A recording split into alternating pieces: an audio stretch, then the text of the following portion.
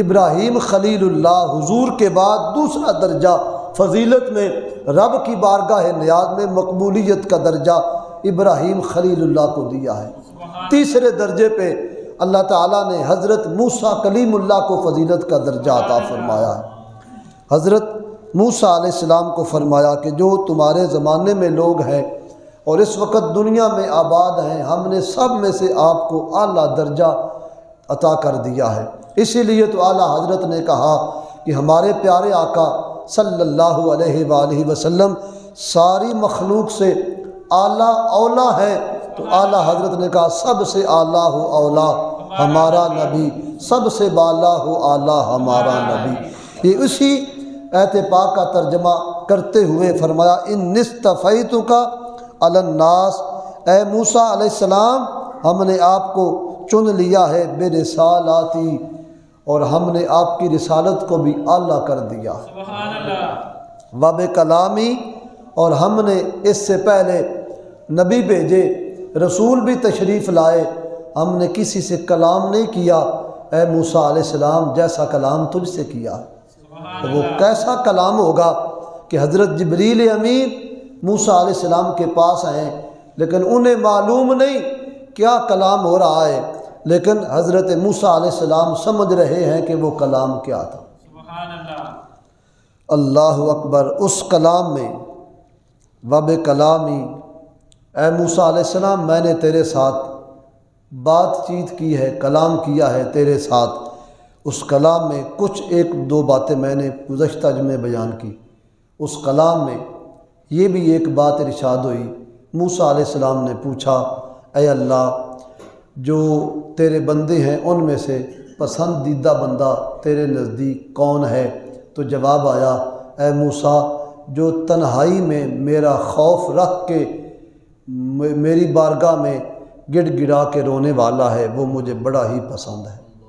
تنہائی میں اکیلے بیٹھ کے میری یاد اور میرے جلال اور میری رحمت کو پیش نظر رکھتے ہوئے وہ گڑ گڑا کے میری بارگاہ میں آرزوئیں کرے تو وہ بندہ مجھے پسند ہے۔ اچھا یا اللہ وہ پسند ہے تو پھر بتا کہ اس کا انعام کیا ہے؟ جو پسند ہے اس کا انعام ہونا چاہیے، کیا انعام ہے؟ تو فرمایا اے موسیٰ علیہ السلام وہ بندہ میرے ساتھ تنہائی میں گڑ گڑائے، آنسو بہائے اور رو رو کے میرے ساتھ باتیں کرے، پرہیزگاری اختیار کرے، ہم نے جنت اس پر حلال کر دی ہے، دوزخ اس پر حرام کر دی ہے۔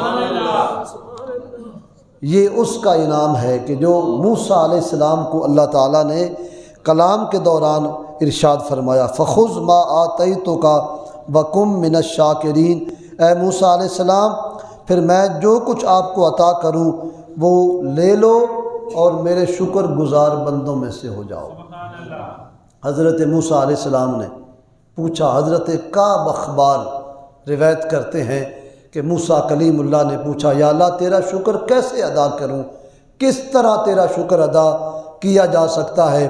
تو رب کریم نے فرمایا اے موسیٰ علیہ السلام جب میری رسالت کی بات کرنے کے علاوہ آپ کے پاس ٹائم ہو اس وقت میری یہ تسبیح پڑھتے رہا کرو گویا کہ تم میرے شکر گزار بندوں میں شامل ہو جاؤ۔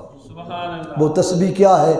میں اپنی زبان سے ادا کروں تاکہ میرا بھی ان میں نام آ جائے۔ ارشاد ہوا رحمت عالم نے فرمایا کہ حضرت موسیٰ علیہ السلام جو رسالت کی تبلیغ کے احکام ان کے ذمہ تھے یا ضروریات زندگی کے علاوہ جب فارغ ہوتے تو موسیٰ علیہ السلام یہی پڑھتے لا الہ الا اللہ وحدہ لا شریک لہ لہ الملک ولہ الحمد وہو علی کل شیء قدیر۔ یہ ہمارے پیارے آقا علیہ السلام کو بڑے پسند کلمات تھے۔ آپ بھی نبی پاک علیہ السلام نماز کے بعد ایک مرتبہ ان کلمات کو تلاوت فرمایا کرتے تھے، لا الہ الا اللہ وحدہ لا شریک لہ وہو علی کل شیء قدیر۔ یہ کلمات ہیں اور یہ کلمات پڑھنے میں بالکل تھوڑے ہیں لیکن پڑھنے والا اللہ کے شکر گزار بندوں میں شامل ہو جاتا ہے۔ حضرت موسیٰ علیہ السلام کلام اور دیدار کی آرزو لیے واپس بستی میں پلٹے، تشریف لائے تو اب حال یہ ہے کہ موسیٰ علیہ السلام کے چہرے کو کوئی دیکھ نہیں سکتا۔ آپ نے اپنے چہرے پہ پردہ برقعے میں اپنے چہرے کو چھپا کے رکھا۔ آنے والے آتے اپنی بات کرتے، موسیٰ علیہ السلام پردے میں ہی جواب دے دیتے۔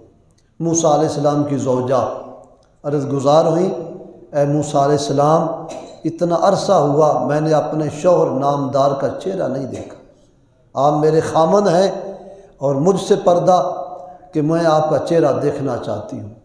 موسیٰ علیہ السلام نے فرمایا تم دیکھنے کی تاب نہیں لا سکتی، میں دیکھنا چاہتی ہوں۔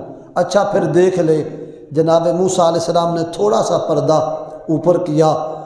حضرت موسیٰ علیہ السلام کی زوجہ پاک نے جب دیکھا تو اتنی روشنی موسیٰ علیہ السلام کے چہرہ پاک کی تھی کہ سورج کی روشنی کم، جناب موسیٰ علیہ السلام کے چہرے کی روشنی زیادہ۔ ان کی آنکھیں چدھانے لگی، فوراً اپنی آنکھوں پہ ہاتھ رکھ لیا، سجدے میں چلی گئیں اور شکرانہ ادا کرتے ہوئے عرض گزار ہوئیں، اے موسیٰ علیہ السلام میرے لیے رب کے حضور یہ دعا کرو کہ قیامت کے دن بھی میں آپ کے نکاح میں ہی رہوں۔ یہ آرزو کی تو موسیٰ علیہ السلام نے فرمایا اچھا ٹھیک ہے تیری بات قبول ہو جائے گی، پر ایک شرط ہے، میرے بعد تم زندہ رہو گی لیکن کسی اور خامد سے نکاح نہ کرنا، تم میرے نکاح میں ہی دنیا سے جاؤ گی، کل میرے ہی نکاح میں اٹھو گی۔ سبحان اللہ۔ یہ اعزاز حضرت موسیٰ علیہ السلام کو اللہ تعالیٰ نے عطا فرمایا۔ تو حضرت موسیٰ علیہ السلام وَقُم مِّنَ الشَّاكِرِينَ، اے موسیٰ علیہ السلام میرے شکر گزار بندوں میں شامل ہو جانا۔ اب حدیث پاک میں آتا ہے، صاحب تفسیر مظہری قاضی ثناء اللہ پانی پتی نے بھی اس حدیث پاک کو نقل کیا۔ حضرت کعب اخبار کی روایات میں سے یہ ایک روایت ہے، حضرت موسیٰ علیہ السلام جہاں شکر کرتے کرتے اس مقام پہ پہنچے کہ اللہ تعالیٰ کی بارگاہ ناز میں یہ کلمات پڑھتے رہتے اور اللہ تعالیٰ کے شکر گزار بندوں میں اپنی شمولیت کا سلسلہ جاری و رکھتے۔ وَكَتَبْنَا لَهُ فِي الْأَلْوَاحِ مِنْ كُلِّ شَيْءٍ مَوْعِظَةً وَتَفْصِيلًا، اور ہم نے موسیٰ علیہ السلام کو اس لیے تختیوں میں سے لکھ کر کچھ وصیتیں عطا فرمائیں۔ موسیٰ علیہ السلام کو لوح فی الالواح یعنی یہ جمع کا صیغہ ہے، ہم نے تختیاں عطا فرمائیں موسیٰ علیہ السلام کو لکھ کر۔ اب حدیث پاک میں آتا ہے، فرمایا اے موسیٰ علیہ السلام ہم نے آدم علیہ السلام کو اپنے ہاتھ سے بنایا اور ہم نے آپ کی طرف بھیجنے والی تختیاں اپنے ہاتھ سے لکھی۔